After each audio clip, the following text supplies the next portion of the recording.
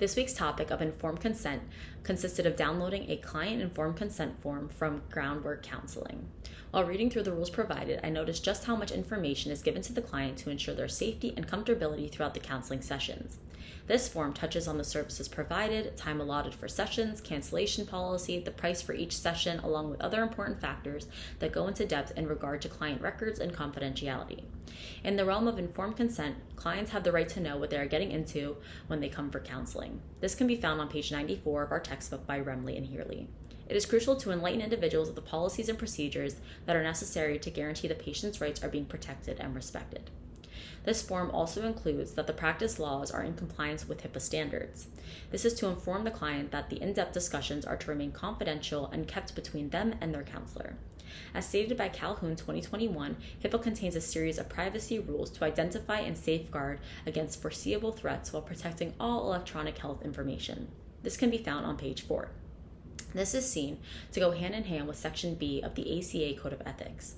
This section addressed privacy as well as confidentiality among clients. On the second page of this form, professional records are pinpointed to be kept in a paperless database and align with the rules and regulations of HIPAA and are to be scanned and shredded upon being entered. This can be found in a client-informed consent form from Groundwork Counseling. This allows for clients to request their own records at any time unless posed as a threat, and which further action will be taken to ensure the well-being of that patient.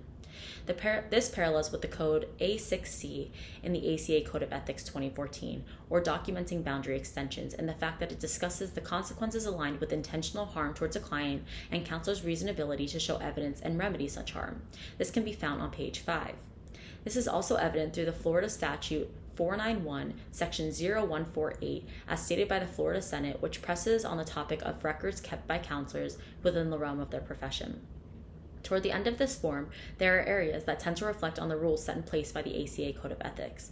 These are prevalent in the section of full client disclosure and right to refuse online counseling services.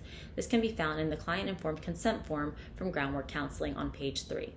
As stated in the ACA Code of Ethics 2014, counselors are prohibited from engaging in a personal virtual relationship with individuals with whom they are a current counseling relationship. This can be found on page 5. It is made clear that those individuals seeking help through online platforms are prohibited upon certain diagnosis as well as those wishing to harm themselves.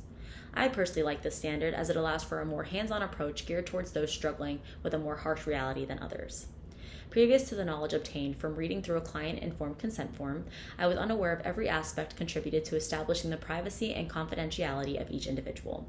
It makes counseling that much more personalized and significant concerning each specific interaction with a client.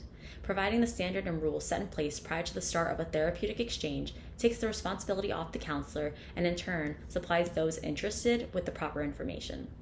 Thank you.